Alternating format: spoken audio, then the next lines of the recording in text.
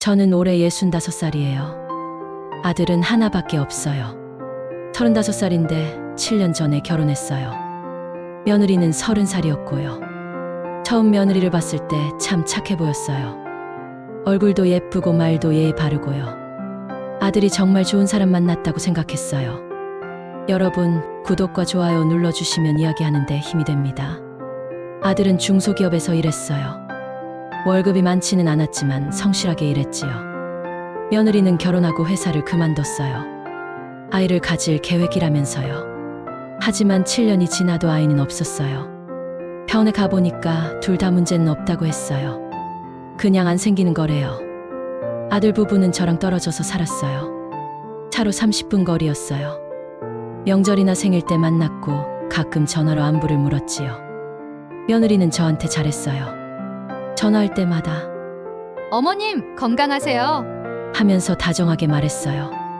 그런데 6개월 전에 일이 터졌어요. 아들이 회사에서 일하다가 갑자기 쓰러진 거예요. 뇌출혈이었어요. 병원에서 연락이 왔어요. 보호자 연락처가 이쪽밖에 없어서요. 빨리 오시는 게 좋겠습니다. 심장이 철렁 내려앉았어요. 택시를 타고 병원으로 달려갔어요. 중환자 씨의 아들이 누워 있었어요.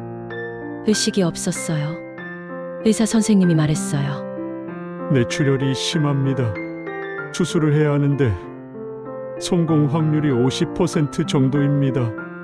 그럼 수술 안 하면 어떻게 되나요? 그대로 사망할 수 있습니다. 선택의 여지가 없었어요.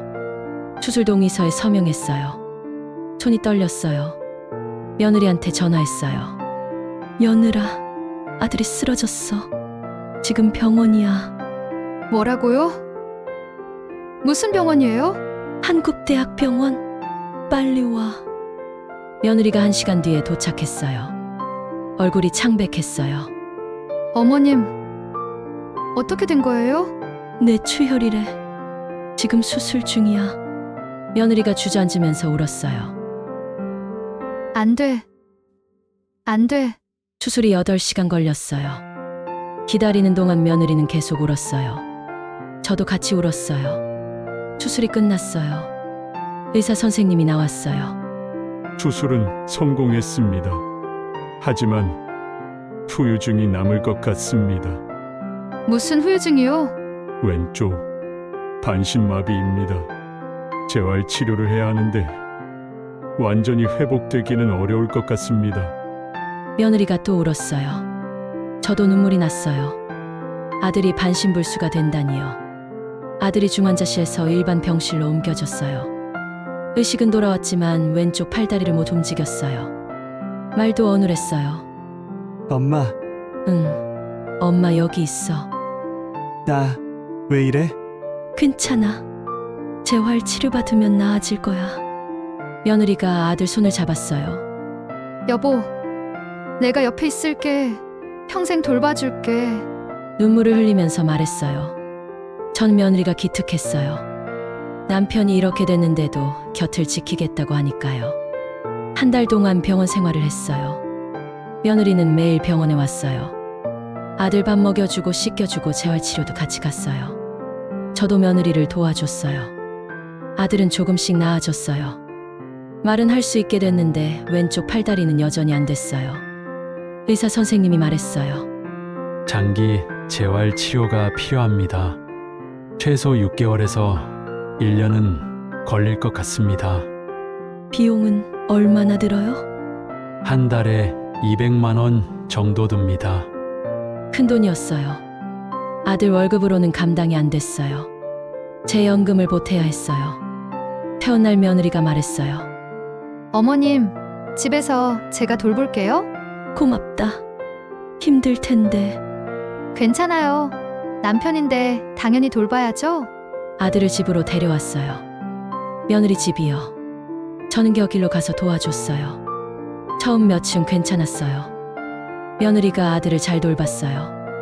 밥도 먹여주고 약도 챙겨주고요. 하지만 일주일쯤 지나니까 며느리 표정이 어두워졌어요. 어머님, 너무 힘들어요. 그래, 힘들겠다. 이게 언제까지 가야 해요? 의사 선생님이 1년은 걸린대. 1년이요? 며느리 얼굴이 굳었어요. 2주쯤 지났을까요? 며느리가 짜증을 내기 시작했어요. 여보, 혼자 밥 좀 먹어봐. 아, 이안, 손이 안 움직여. 그래도 노력은 해야지. 아들이 속상해했어요. 저도 며느리가 이상했어요. 예전처럼 다정하지 않았거든요. 한 달이 지났어요. 어느 날 아들한테 전화가 왔어요. 엄마, 왜? 무슨 일이야? 와이프가 집을 나갔어. 뭐? 아침에 일어났는데 없어. 전화도 안 받아. 깜짝 놀라서 아들네 집으로 갔어요. 아들이 혼자 침대에 누워 있었어요. 며느리 진짜 없어? 응, 짐도 다 가져갔어. 며느리 옷장을 열어봤어요. 텅 비어 있었어요. 화장품도 없었고요. 며느리한테 전화했어요. 안 받더라고요. 문자를 보냈어요. 며느라, 어디 갔어? 연락 좀 해줘. 답이 없었어요. 다음 날도 연락이 없었어요. 며느리 친정에 전화했어요. 여보세요? 사돈댁이세요? 네, 며느리 거기 있어요? 아니요. 여기 안 왔는데요. 연락 좀 부탁드려요. 제 아들이 혼자 있어요. 알겠습니다. 하지만 며느리한테서 연락은 오지 않았어요. 일주일이 지났어요. 저는 아들네 집에 가서 아들을 돌봤어요. 아들은 계속 울었어요. 엄마, 와이프가 왜 이러는 거야? 모르겠어. 연락이 안 돼. 나 때문이야. 내가 이렇게 돼서. 아들이 자책했어요. 가슴이 아팠어요. 한 달이 지났어요. 며느리는 여전히 연락이 없었어요. 요양비도 한 푼 안 보냈어요. 저는 제 연금으로 아들을 돌봤어요. 병원비, 생활비, 재활치료비까지요. 한 달에 300만 원이 넘게 들었어요. 제 연금은 80만 원밖에 안 됐어요. 저축한 돈을 털어야 했어요. 2개월이 지났어요. 저는 며느리를 찾기로 했어요. 이렇게 도망가면 안 되잖아요. 며느리도 아들 배우자인데 책임이 있어요. 먼저 며느리 친구들한테 연락했어요. 며느리 핸드폰에 저장된 번호로요. 혹시 우리 며느리 봤어요? 아니요. 못 봤는데요. 연락 오면 좀 알려주세요. 다들 모른다고 했어요. 며느리 회사 동료한테도 연락했어요. 며느리가 예전에 다니던 회사요. 며느리 어디 있는지 아세요? 잘 모르겠는데요. 요즘 연락 안 해요. 단서가 없었어요. 병원 CCTV를 확인하기로 했어요. 며느리가 마지막으로 병원에 왔을 때요. 병원 측에 부탁했어요. CCTV 좀 볼 수 있을까요? 며느리를 찾고 있어요. 가족 동의가 필요한데요. 아들이 동의했어요. 아들 동의서를 받아서 제출했어요. CCTV를 봤어요. 며느리가 병원 주차장에서 누군가와 통화하는 장면이 나왔어요. 표정이 밝았어요. 웃으면서 전화하더라고요. 아들이 중환자실에 있을 때였어요. 누구랑 통화하는 거지? 통화 내역을 확인할 방법은 없었어요. 며느리 신용카드 사용 내역을 확인했어요. 아들 명의 카드였거든요. 최근 한 달 사용 내역을 봤어요. 며느리가 서초동 근처에서 카드를 많이 썼어요. 편의점, 카페, 음식점이요. 그 동네에 있는 것 같았어요. 서초동으로 갔어요. 넓었어요. 어디부터 찾아야 할지 막막했어요. 편의점부터 돌아다녔어요. 며느리 사진을 보여주면서 물어봤어요. 이 사람 본 적 있어요? 글쎄요. 잘 모르겠는데요. 10군데를 돌아다녔는데 아무도 몰랐어요. 카페에도 가봤어요. 며느리가 카드를 쓴 카페요. 이 사람 본 적 있어요? 카페 직원이 사진을 보더니 고개를 끄덕였어요. 아, 이분 어제 왔어요. 정말요? 혼자 왔어요? 아니요. 남자랑 같이 왔어요. 남자요? 며느리가 남자랑 같이 있었다고요? 어떤 남자였어요? 30대쯤 되어 보이던데요. 둘이 친해 보였어요. 가슴이 철렁 내려앉았어요. 며느리가 다른 남자랑 있다고요? 그 사람들 어디 사는지 아세요? 잘 모르겠는데요. 자주 오긴 하는데 어디 사는지는. 더 조사해야 했어요. 며느리가 카드 쓴 음식점에도 가봤어요. 이 사람 본 적 있어요? 네, 자주 와요. 근처에 사는 것 같은데요. 어디쯤이에요? 저쪽 고시원 쪽에서 자주 봤어요. 고시원이요. 며느리가 고시원에 산다고요? 고시원을 찾아갔어요. 그 동네에 고시원이 3군데 있었어요. 하나씩 찾아가서 물어봤어요. 이 사람 여기 사나요? 첫 번째는 아니었어요. 두 번째도 아니었어요. 세 번째 고시원 주인이 말했어요. 아, 이분 3층에 사는데요. 정말요? 네. 한 달 전에 들어왔어요. 드디어 찾았어요. 3층으로 올라갔어요. 복도가 좁고 어두웠어요. 며느리 방 번호를 확인했어요. 304호요. 문 앞에 섰어요. 숨을 크게 쉬었어요. 초인종을 눌렀어요. 아무 대답이 없었어요. 다시 눌렀어요. 안에서 소리가 들렸어요. 발소리요. 문이 열렸어요. 며느리였어요. 깜짝 놀라는 표정을 지었어요. 어머님, 며느리 배가 불러 있었어요. 임신을 한 거예요. 많이 불러 있었어요. 8개월쯤 되어 보였어요. 며느라 너 임신했어? 며느리가 배를 감쌌어요. 어머님, 이건... 그때 며느리가 배를 잡고 쓰러졌어요. 아파. 깜짝 놀라서 며느리를 붙잡았어요. 며느라 괜찮아?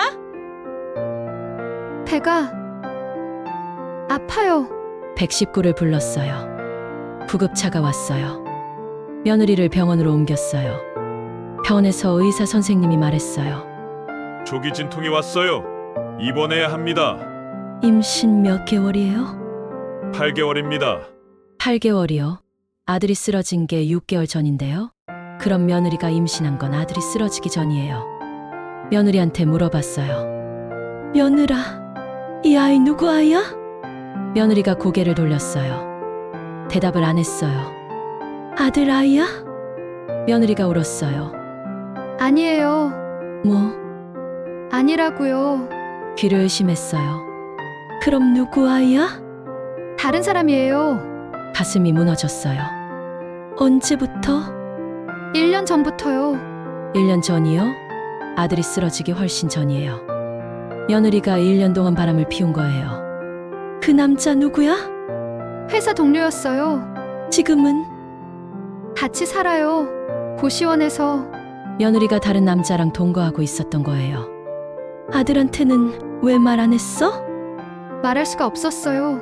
그래서 도망간 거야? 며느리가 고개를 끄덕였어요. 위자료 내기 싫어서요. 아들이 쓰러지면 이혼 못 하잖아요. 그래서 그냥 도망갔어요. 뻔뻔했어요. 남편이 반신불수가 됐는데 위자료가 아까워서 도망갔다고요? 너 지금 무슨 짓 하는 건지 알아? 죄송해요. 죄송하면 다야? 아들이 지금 얼마나 힘든지 알아? 며느리가 계속 울기만 했어요. 병실을 나왔어요. 화가 났어요. 며느리가 이렇게 나쁜 사람인 줄 몰랐어요. 변호사 사무실에 갔어요. 상황을 설명했어요. 며느리가 바람을 피웠고 지금 임신 8개월이에요. 아들 아이가 아니래요. 그럼 친자부인 소송을 해야겠네요. 그게 뭐예요? 아이가 아들분 아이가 아니라는 걸 법적으로 확인하는 거예요. 그리고요? 상간남 소송도 가능합니다. 배우자와 부정행위를 한 상대방한테 손해배상을 청구하는 거예요. 위자료도 받을 수 있어요? 당연하죠. 혼인 파탄 책임이 며느리한테 100% 있으니까요. 소송을 준비했어요. 먼저 증거를 모았어요. 며느리가 다른 남자랑 고시원에 산다는 증거요. 고시원 계약서를 확보했어요. 며느리 이름으로 되어 있었지만 같이 사는 사람란에 남자 이름이 적혀 있었어요. 병원 진단서도 받았어요. 임신 8개월이라는 진단서요. 아들이 쓰러진 시점과 비교하면 아들 아이가 아니라는 게 명확했어요. 카페 CCTV도 확보했어요. 며느리가 그 남자랑 다정하게 있는 장면이요. 증거를 다 모아서 소송을 걸었어요. 친자부인 소송, 상간남 소송, 위자료 청구 소송이요. 며느리한테 소장이 날아갔어요. 며느리가 전화했어요. 어머님, 이게 무슨 짓이에요? 무슨 짓은? 내가 한 짓을 갚는 거지.